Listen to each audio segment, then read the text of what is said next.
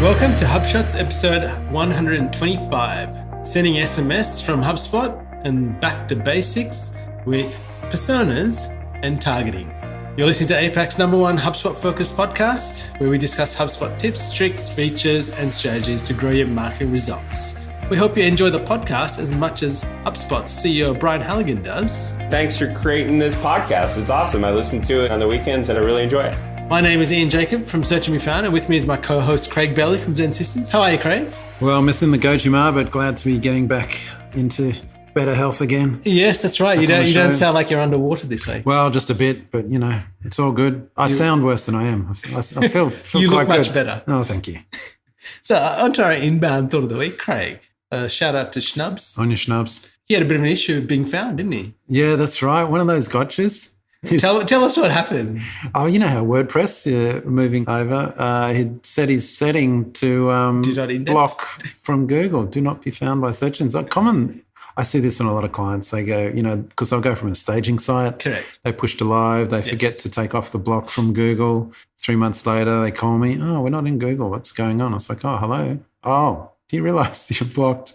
That kind of stuff. We've all been there, sadly. But yeah. Now, talking about inbound, Schnubs is not going to be there. No. But it's only about 80 days to inbound. And you know that because? We have inboundcountdown.com. Wow, it's coming up fast. That's right. And you can actually see, if you go to that page, you'll actually see all the tweets related to Inbound 18. It's getting a bit of activity already. It is. The hashtag's trending before the event, yeah. It is, and it's because there are people who are speaking who are wanting to get voted in to actually have sessions at Inbound and at Partner Day. And so it was really interesting because I came across something and I went, oh, I like that. I'll vote for it, which I did. Yeah. So that's something that's coming up. And as the Inbound Thought of the Week, we're going to highlight something from the State of Inbound report for 2018. And I'll just preface this by saying I completely bagged out this report last week. So check out episode 124 for me when I was grumpy and dosed up on the drugs because I had a cold and stuff. I still think there's still value to be had from this report, right? In spite of my bagging it out last month. But this is around sales. And the question that was asked, what is more difficult to do in sales compared to 2 or 3 years ago? And they had a whole bunch of options. Right? You know what my takeaway from this was? Everything. Everything is harder. And this again, sorry, I'm going to bag out the report again, but this is such a good example of like straw man kind of things. It's like, what is harder? They give you this set of things to choose from. It's like, well, I'm answering a survey. I guess I've got to pick a few of them or one of them. In fact, the only one that wasn't harder, delivering a presentation. It's like, oh, that's not harder? Okay, well done. No one chose that, right? If everyone had chosen other, yes, like what's harder, I wish they'd said, well, what's easier? Or if there was something more qualitative about the actual answers where you could say this was harder, this is easier, because surely they're hoping with their tool set that some things are easier, right? Anyway, there we go. But some things were interesting. Getting a response from prospects, everyone did say that was harder, and I guess that's no surprise. You know what the other thing was that stood out behind that was connecting via phone was the next highest. So what, you think that should be easier or not as hard? No, it's interesting because I was listening to some people saying everyone's gone the email and online route to actually talk to people, that actually getting people on the phone is actually much easier now than it used to be because everyone's shifted their way of communication. Oh, right. So you actually think it is easier? Yeah. So I just heard that when I was listening to someone the other day, and they actually said they were finding the phone a lot easier to get to people. Oh, because really? less people call up. Wow, that's interesting. It's in contrary to this report. But were these people salespeople trying to get through? Yeah. Oh, right. Yeah. Okay, that is interesting. Well, there you go. And again, I wonder who answered these questions. Well, we know who did. Yeah, I know, but the sample size, Correct, a lot of them exactly. were agencies that probably aren't, And I think it also comes down to understanding in your industry or personas you're targeting. That will vary again. So we should again, talk about that. We'll talk about more about this later on. But it's really key to understanding how the people you're targeting actually communicate with you. I totally agree with that. You know what we should do? Next time we're in HubSpot, I'm going to go around to the different people in the sales team and I'm going to say to them, what is more difficult to do in sales than it was 2 to 3? I'm going to give them these same answers and see what they would choose. Because they're actually sales teams that are highly trained and at the top of their game. I'd love to know what their answers are. On to our HubSpot marketing feature of the week, Craig. And this is something new, publishing videos to Twitter and LinkedIn. And why this is important, because video is king, they say. 90% of consumers say that video helps them make buying decisions in 2018. And then HubSpot have got a link to how to do that. I think you could do video before for Facebook, and now they've extended this to Twitter and LinkedIn. Right. So I actually haven't tried this yet. I have tried it for Facebook. I haven't tried this one. Right. So just walk me through this. Where's the video uploaded to? Are you actually uploading this in the social tool? That is a good question. And then it gets loaded into HubSpot as a file, and then that's being shared over to Twitter? Or, how is that actually scheduled? I'd like to know. Because videos could be large, right? Correct. Especially a lot of the videos I'm seeing on LinkedIn, because they're being uploaded natively. Yes. So what's the, That's a good question. We'll test that further. Okay. Which we haven't done. So we will get back to you. All right. HubSpot Gotcha of the Week, Craig. Now, this was a gotcha because I was playing with workflows and I thought what happened was I was missing stuff. Like with the lots of emails I get from notifications from different client sites and our own stuff, I was actually missing things that was coming on our website. And so I thought there's got to be a better way to declutter this. And I thought, I can send myself an SMS whenever the contact fills out a form or takes a particular action that I'll need to contact them with. So I actually set it up and then I was like, it's not working. And then I discovered in my profile and preferences, you've actually got to have your number set. Right. Because you select the actual person that needs to get the notification. So that's one of the keys. Also note this is a feature only available in Marketing Pro and Enterprise. And the SMS limit is 1,000 per month. Right. So this is really cool. I didn't even know this existed until you pointed this out to me today. But just let me take a step back so I understand. So you've got a workflow. In your marketing, HubSpot marketing, you've got a workflow and you want to send an internal notification and you can choose any of the users, HubSpot users. So not HubSpot contact, but users. Correct. And in your user profile, because you've selected you to send it to, you had to go to your profile and make sure your mobile number was correctly formatted and available in the profile. No, I think it already has the right format. I just didn't put it in. And what I've actually recently discovered, I don't think you can even select the person to notify unless that number is in the system. Yeah. Because I tried to change it to somebody else and no one else has numbers in the system. Right. So, well, that makes sense because, in a workflow, like you'll say, send this email, it'll actually give you a warning. It'll say, exactly. No, the email's not published. You can't do it yet. It's a nice warning. Yeah, so it theoretically should notify you of that. Correct. So I think this is a great feature and I haven't seen anyone using it. So if you've got a pro enterprise account and you want to get ahead of the game or get those vital notifications, maybe it's somebody who's visiting your pricing page, has been to your site more than 10 times and you want to actually get notified, I think it's a great way to do that. I think that's a really cool feature as well, but surely that's open for abuse. Like you could theoretically add a user with their mobile number if you need you need a HubSpot user. Sure. But when you create that one, they get notification from HubSpot saying they've got a user account on your portal? Oh, they might. Well, no, because you could. No, let me think this through. Am I being silly because I'm still sick, right? My brain might be muddled here, but you could create a user and use your email address or some dummy email address, and you could add their mobile number to it.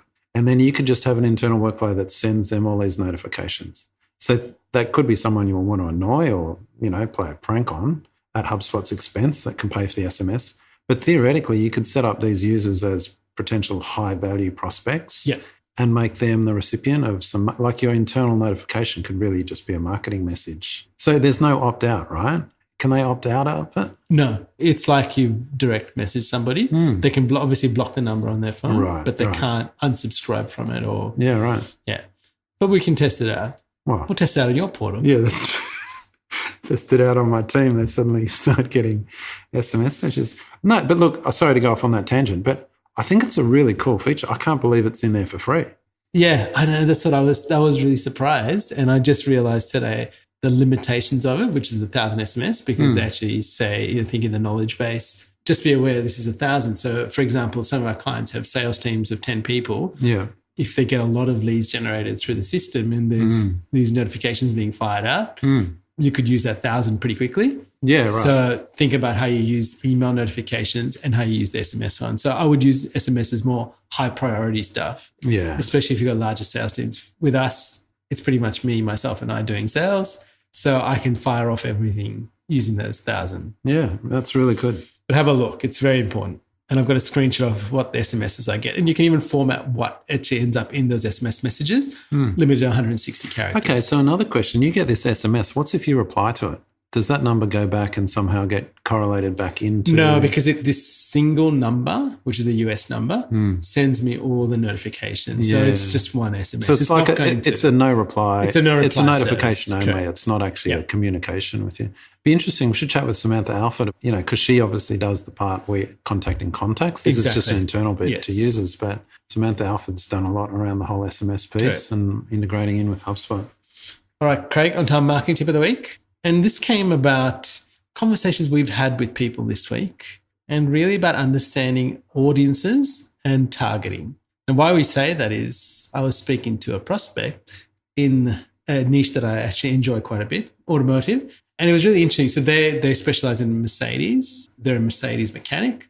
And they actually found that Mercedes and BMW drivers that brought their cars in, they enjoyed working with them because they were like, cool, I get it, fix it, do whatever needs to be done and be done with it. Audi drivers, on the other hand, were very difficult customers. And I kind of went, why is that? And I had to make a deduction, have a discussion with them to understand why this was the case. And then made it really clear to me who we need to be targeting and what we need to be doing. So I think what I want to iterate here is actually have a think about who you're targeting in your business.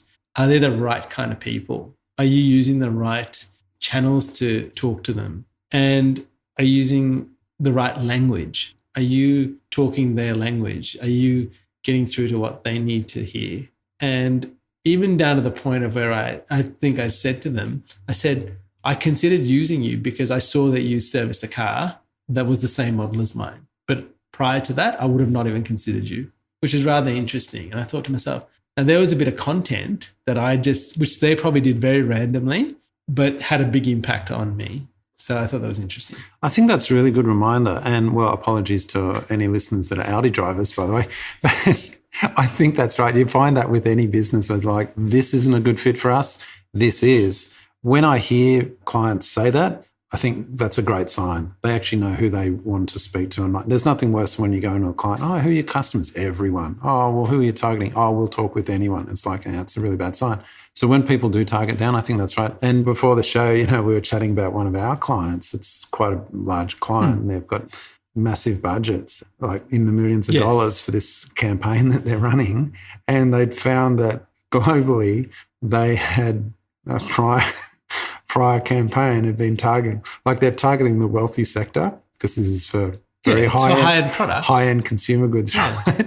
And the main recipients of all their messaging were 14 to 16-year-olds. Because someone hadn't even looked at audience targeting. It was just, we laugh about it, but it's just kind of, this happens all the time. People don't actually niche down or focus on their target. Yes, I want to highlight another thing. There's a really good video in the HubSpot Academy, and it's actually learn how to identify the people your marketing and sales team should be focusing on. So watch that video because it's really important that marketing and sales have got this aligned and also they're talking to the right people. So for the example I've just given is that if I was to focus on these people's target market, I'd just be focusing on Mercedes and BMW drivers and not worrying about Audi. And I think that's the real key here. Let's go segment at a time, master that, and then move on to the next. And maybe segment number 3 is Audi drivers, but that's after we've mastered the other 2. Yeah, and also just we'll put a link back to, I think, episode 122 where we talked about the difference between buyer profiles and buyer personas. Exactly. So a good reminder around that as well. All right, now, HubSpot sales feature of the week, Craig, meetings. Why I wanted to highlight this was I had someone contact me through the website this week, and actually the process of communicating with them has been relatively easy from the time they filled out a form to me communicating with them, and then they want to have a conversation. So they actually used my meeting link and booked a meeting, and they've used that meeting link twice now, I think. But it just highlighted to me how that process was so much easier to be a part of rather than to keep going back, can you talk to me at 12 o'clock tomorrow? Oh, no, I can't do that. How about next week? It was just, okay, find the time, done, I'll be there. That was my expectation. We'll have the conversation and we'll carry on. Now, we use sales professionals, so there are certain features in that will not be, but there is a free meetings where you can create a single meeting link and you can use that. So I would encourage you, if it's even you in the business or you want to show this to a customer, use that free link and actually test it out. Put it on the email, put it on your website, maybe after they download something, and maybe the next step in that process is, do you want to talk to someone? Well, here's the meeting link. Use this meeting link to set up a time to talk to someone. Yeah, look, I'm finally coming around to this. Long-time listeners will know I'm not a fan of this whole, book a time in my calendar link. I find it jarring, but it is so much more efficient. It is. People do like it. They've come around to it, and I think I'm coming around to it as well. And I think this is the thing, right? As people get more and more comfortable with communicating and accessing people in these ways, it almost becomes a no-brainer to how they behave. It's like, well, how do I efficiently access this person and get the information I need to get to carry on the process? Yeah, so I just create a link with no free spots, and I say, yeah, just book a time. No, I'm joking. That's a classic introvert response. It's like, it is. All right, opinion of the week, Craig. Take it away. Oh, this was a beauty that you sent me this from the Next Web. Religion isn't the opiate of the masses, AI is. And so a good article just talking about our addiction with our smartphones, really. I was fascinated because I read this over the weekend and I was like, oh, hang on. And after I listened to the Worldwide Developer Conference by Apple the other week, and I was thinking to myself, there is some correlation here as to what's going on. And there's an interesting stat you pulled out there. In 2007, just 33% of leisure time was spent on screens. That number has increased to 47%, over 47% today, which is over 3.5 hours per day. Now, mind you, this is an average, right?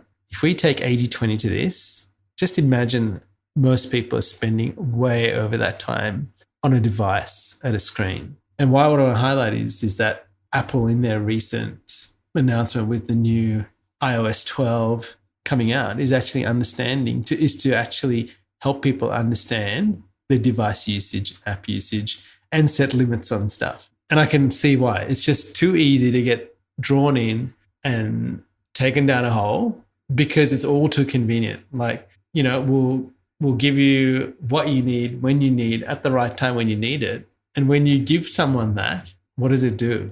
It makes them want more. So I think we've got to understand as marketers what this effect is on humans and how we're aware of what the larger ramifications are. I think that's right. There's almost a social responsibility there, but it's very hard to not do it because machine learning is there in all our advertising, a lot of programmatic stuff, it's machine learning. But what you're actually alluding to is not just the targeting, but also the user experience and the addictive user experience or the sticky user experience that people talk about. And marketing is getting better at doing that because it's targeting your interests and providing value. It's kind of like saying, we've actually provided really high value or high perceived value. Of course, you'll keep using it. Is that a bad thing? Well, possibly if they overindulge, but should we not do it? It's a very hard, it's a very grey area. And of course, we have psychologists now that design all user experiences and user interfaces to improve that whole addictive side of it. So, yeah. Yeah, it's really interesting. And I'll just highlight one of the things is that they write about some of the AI-based applications in Netflix, for example, that leverages predictive analytics of shows and how you watch them. And what they've actually found, the algorithm was highly effective at presenting the right content to you at the right time, right? And the 12 seconds between episodes, that actually doesn't leave you much. And they've found that 61% of users regularly watch between 2 to 6 episodes of a show in one sitting because there's this effect that's created that goes, kind of leave you hanging and like, you've got to have the next one, Well, the whole binge mentality, it's not something to be ashamed of anymore. It's something to brag about. Exactly I binged watched this on the weekend. It's like, I don't know if that's especially healthy, but I guess I kind of wanted to do that as well. Yes, I can see that. Yeah, and so I think finally they highlight, there is this line between understanding and exploiting, and how do we know on which side of that line we are. So I'd encourage everyone to have a read and just be aware of what's going on. All right, Craig, on to our guide of the week. And this is the Wistia Guide to Video Marketing. It's quite comprehensive, and I'm not going to go through any of it, but we're talking more and more about video, and we talked about it at the last HubSpot user group. And I just want to give everyone a guide from Wistia. Do a great job. Yeah, they're kind of pioneers in this, long time video hosting and that. But also another shout out to Moby's session, which he's also recorded, and we'll include the YouTube link to his session on video fundamentals. All right, now we have a resource of the week, Craig, and this is to do with YouTube. And this is from Brian Dean's Backlink. Backlinko.com. Backlinko. Brian Dean's done it again because, I'll put out extremely most marvelously awesome long-form content. He does about 1 a month or 2 months, none of this daily stuff. It's comprehensive stuff. And he's gone a whole YouTube hub. Yeah, I love how he calls it the YouTube marketing hub. Yeah. I wonder whether HubSpot will be onto that. He's a smart guy, isn't he?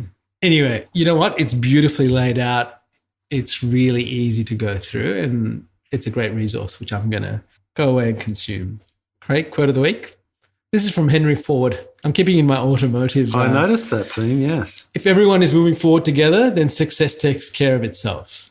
And I wanted to highlight this because as marketers, as business owners, I think it's great that we all help one another move forward because it helps everybody move forward, and the rest looks after itself, like profits and people and all this stuff will happen. And so I just wanted to highlight that. I thought it was a bit of gold. Isn't it funny how quotes are like, when we chat with people, they're like, oh, I love that quote. Or I disagreed with that quote last week. So on our HubShots Facebook group, people were talking about last week's quote. Didn't talk about any of the content that we talked about on the show. It was just the quote.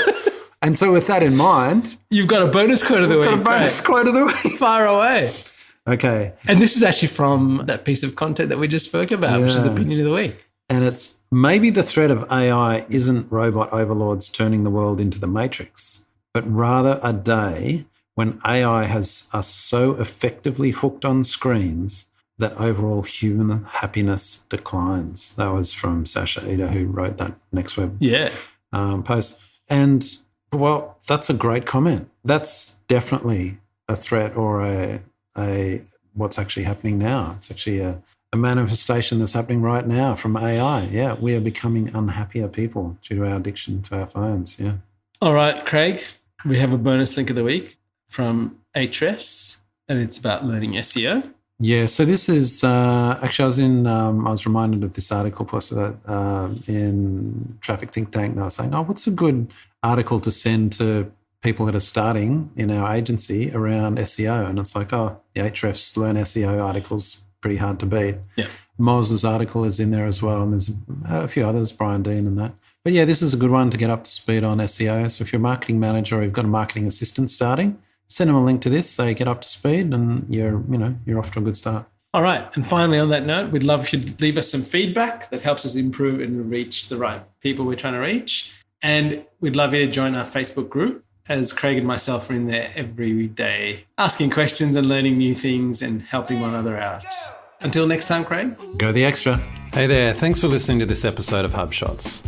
For show notes and the latest HubSpot news and tips, please visit us at hubshots.com.